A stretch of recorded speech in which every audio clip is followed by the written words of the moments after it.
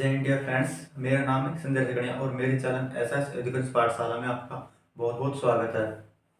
जैसा कि आपको ये पता होगा कि हमने एक सीरीज स्टार्ट की हुई है कि भारत के संविधान निर्माण की प्रक्रिया क्या थी, यानी कि जो ब्रिटिश शासनकाल के दौरान और 1773 से और 1947 से जितने भी एक्ट आए उनके दौरान किस किस प्रकार भारत के संविधान निर्माण में भूमिका निभाई थी, उनको हम एक एक हर एक्ट को एक एक वीडियो के अंदर देख रहे हैं। तो आज का जो हमारा विषय है वो है भारत शासन अधिनियम 1919। इस अधिनियम को एक अन्य नाम से भी जाना जाता है जिसको मोंटेस्क्यू चेम्सफोर्ड अधिनियम 1919 इस नाम से भी जाना जाता है।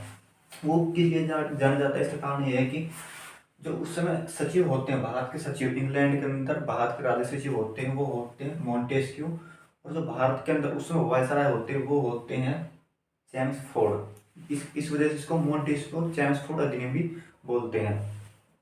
तो जो इस अधिनियम को भारत के अंदर भेजा था उस समय जब भेजा गया था उस समय जो ब्रिटेन के पीएम थे, यानी कि ब्रिटेन के जो प्रधानमंत्री थे वो थे लॉर्ड जॉर्ज। ये अधिनियम 1919 के अंदर भारत के अंदर आया था, लेकिन इसके पीछे कुछ आने का कारण क्या था कि एक वजह ये थी कि जो 1919 के अंदर जो सुधार किए गए थे लॉर्ड मिंटो सुधार मार्ले मिंटो सुधार के तहत जो सुधार किए गए थे 1919 के अधिनियम के तहत, वो उनसे भारतीय जनता नाखुश थी। उसके बाद फिर इसी दौरान 1914 से 1918 के बीच फर्स्ट वर्ल्ड वॉर हो जाता है। तो अंग्रेजी सरकार, ब्रिटिश सरकार भारतीय जनता का समर्थन प्राप्त करने के लिए, क्योंकि जो भारत के सैनिक थे वो ब्रिटिश सरकार की ओर से लड़ रहे थे जापानी सेना के विरुद्ध। तो अब भारतीय जनता उनके समर्थन क्यों दे, तो भारतीय जनता खुश करने के लिए वो चाहते थे कि हम ले भाई कुछ एक और एक्ट भेजते हैं जिससे जनता खुश हो जाएगी। तो इस धीरे धीरे कह रहे थे कि अब हम आपको एक ऐसी सरकार बनाने का प्रयास करेंगे जो आपके प्रति उत्तरदायी हो, यानी कि अब से हम ऐसे कार्य करेंगे, ऐसे कानून बनाएंगे जो आपके प्रति उत्तरदायी हो, आपको शासन व्यवस्था चलाने का ज्ञान हो। इसी के चलते हुए हमें झूठ बोलने के लिए फिर एक एक्ट लाते हैं जिसको हम बोलते हैं भारत शासन अधिनियम 1919 या मोंटेस्क्यू चेम्सफोर्ड अधिनियम 1919। ठीक है, ये बात रही यहाँ तक। तो इस अधिनियम के आने के बाद जो इसकी मुख्य विशेषताएं थी वो क्या थी, इसी तरह की मुख्य विशेषता वो ये थी कि केंद्र में 2 सदनात्मक विधायी गठन किया गया, यानी कि जो आज वर्तमान में लोकसभा और राज्यसभा देखते हैं संसद के अंदर, वो यहाँ इसका उद्भव, उसका आधार 1919 के भारत शासन अधिनियम से देखा जाता है कि केंद्र में द्विसदनात्मक विधायी का गठन, 2 सदनीय विधायी गठन किया गया जिसको हम लोकसभा और राज्यसभा मान सकते हैं। एक तो थी राज्य परिषद,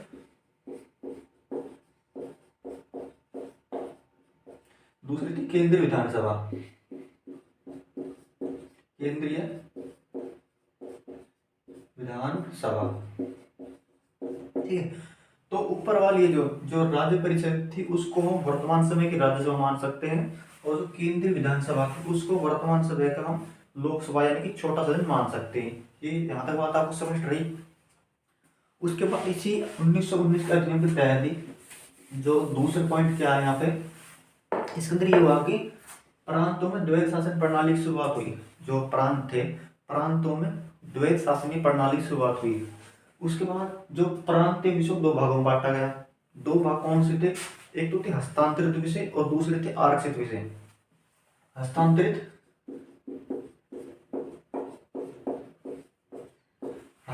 विषय वे विषय थे यानी कि जो उनको राज्य को दिया गया था, और उनको जो राज्य थे उनको 2 भागों में बांटा गया था। हस्तांतरित विषय थे जो थोड़े हल्के होते थे, यानी कि उनको जो प्रांतीय सरकार थे वो अपने हिसाब उनको चलाने के लिए सक्षम थे, जैसे कि उस समय की शिक्षा हो गया। ठीक है, और जो आज हम देखते हैं पंचायती राज देखते हैं, वो पंचायती राज उसी समय का। उसके बाद मनोरंजन हो गया। ठीक है, इसके बाद चिकित्सा हो गया, खेल हो गया, यानी कि ये सभी विषय हस्तांतरित विषय थे।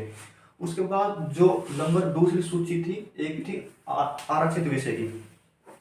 आरक्षित विषय उन विषयों को कहा जाता है जो महत्वपूर्ण विषय थे, जिसके ऊपर यानी कि जो प्रांतीय यानी जो गवर्नर जनरल था या वायस राय था, वो अपने इन विषयों का अंडर रखता था, या वो इसके ऊपर कानून बना सकते थे। ये महत्वपूर्ण विषय थे। कौन से थे? आरक्षित विषय।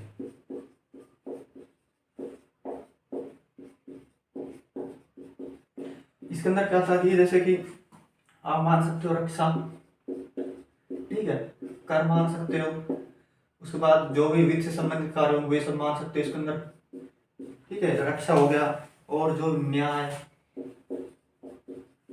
पेंशन हो गया, और जो रेल हो गया, विदेश संबंध हो गया, यानी कि भारत किस देश साथ अपने संबंध रखा है, किस देश साथ संबंध नहीं रखेगा, ठीक है। यानी कि जो भी महत्वपूर्ण कार्य थे वो सारे आरक्षित विषय के अंदर रखे जाते थे, और जो कम महत्वपूर्ण कार्य थे उनको रखा जाता था हस्तांतरित विषय के अंदर रखा जाता था, ठीक है। उसके बाद हम देखते हैं इसी के तहत इसके अंदर क्या होता है कि 1919 के अधिनियम के तहत ही, अगर आपके क्वेश्चन में आता है कि किस अधिनियम के तहत भारत के अंदर जो लोक सेवा आयोग है या जो वर्तमान की यूपीएससी है उसका गठन किस अधिनियम के तहत किया गया, तो इसका गठन किया गया था 1919 के अधिनियम के तहत।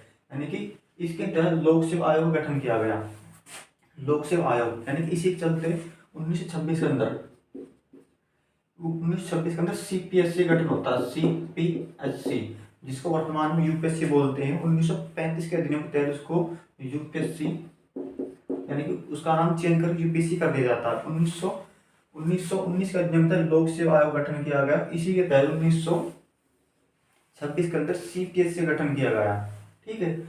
इसी के अंदर ही भारत में पहली बार, भारत के अंदर ये ध्यान रखिए कि भारत में पहली बार महिलाओं को वोट देने का अधिकार दिया गया।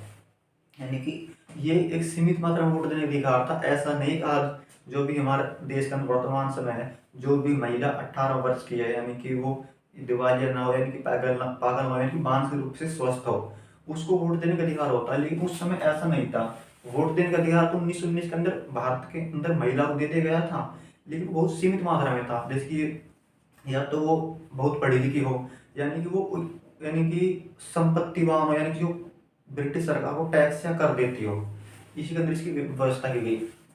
उसके बाद होता गया है कि सांप्रदायिक निर्वाचन व्यवस्था का विस्तार है। सांप्रदायिक निर्वाचन व्यवस्था का विस्तार किया गया। इसका नाम तात्पर्य क्या है? अगर आपने पिछली वाली वीडियो देखी होगी 1919 की, जो 1909 वाला भारत शासन अधिनियम था, उसके अंदर क्या होता है कि जो लॉर्ड मिंटो होते हैं,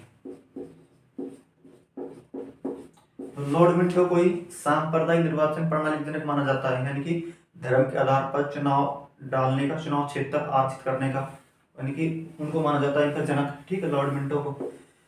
अब 1909 में क्या करते हैं कि जो मुस्लिम समुदाय होता है, यानी कि जो मुस्लिम धर्म है, उसके उनके लोगों के लिए अलग से वोट डालने का, अलग से, यानी कि उस क्षेत्र के अंदर मुस्लिम व्यक्ति ही वोट देगा और मुस्लिम व्यक्ति ही वहां चुनाव लड़ेगा। यानी कि वो इसलिए यानी कि धर्म के आधार पर निर्वाचन व्यवस्था शुरू की गई। अब लेकिन 1919 के जो इसका विस्तार और कर दिया गया। तो इसके अंदर क्या था कि जो भारतीय, जो ब्रिटिश सरकार थी, वो देख रही थी कि भारत के अंदर केवल दो समुदाय थोड़े रहते। उस समय तो मुस्लिम भी बराबर थे, हिंदू भी, यानी बहुत ज्यादा संख्या में थे। लेकिन इसके साथ साथ उस समय सिख हो गए, ईसाई, जैन और जो अन्य विदेशी जो लोग रहते थे भारत के अंदर, हुए भी।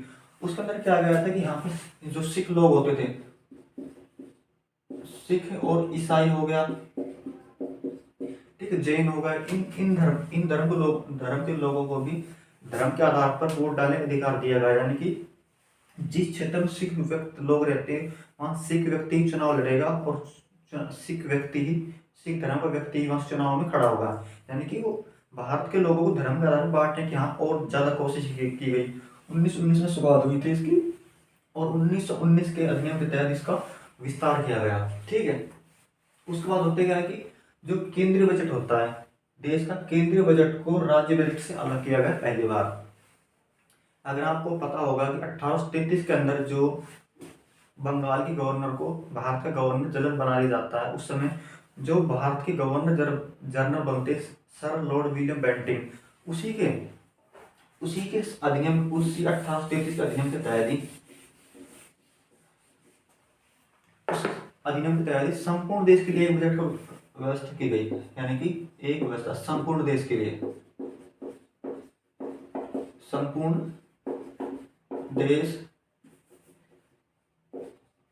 के लिए एक बजट।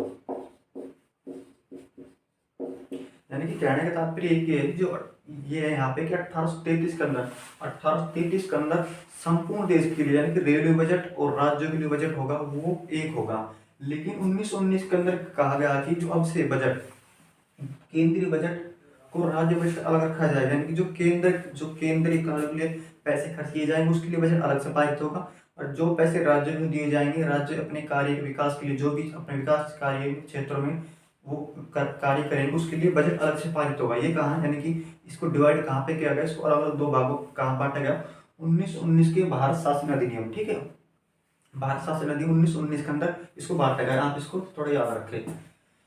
देश में प्रत्यक्ष निर्वाचन व्यवस्था की गई, यानी कि यहाँ से देश के अंदर जो भी व्यक्ति जो चुनाव के अंदर जो भारतीय विधान परिषद के अंदर जो भी व्यक्ति शामिल होंगे उनको अब वो प्रत्यक्ष निर्वाचन हो गया, यानी कि वो भारतीय जनता वोट डालेगी। लेकिन ऐसा नहीं था कि वहाँ, जैसे कि मैंने आपको बताया महिला वोट दिया, जैसे कि बताया था कि सब व्यक्ति वोट नहीं दे सकते थे, लेकिन कुछ व्यक्ति को वोट देने का प्रत्यक्ष अधिकार दिया, यानी कि खुद जाके वो अपने प्रतिनिधि चुन सकते हैं। वो वे व्यक्ति थे, यानी कि जो ब्रिटिश सरकार को कर देते थे या बहुत पढ़े लिखे थे, यानी कि बहुत बहुत सम्मान्य लोग थे, यानी कि ऊंचे घराने के लोग कह सकते हैं इनको। उसके बाद होते क्या है कि निर्वाचन क्षेत्र को दो भागों में बांटा गया। यहाँ से इसका मतलब क्या है कि एक तो था निर्वाचन क्षेत्र, एक तो सामान्य, ठीक है, दूसरा था विशिष्ट।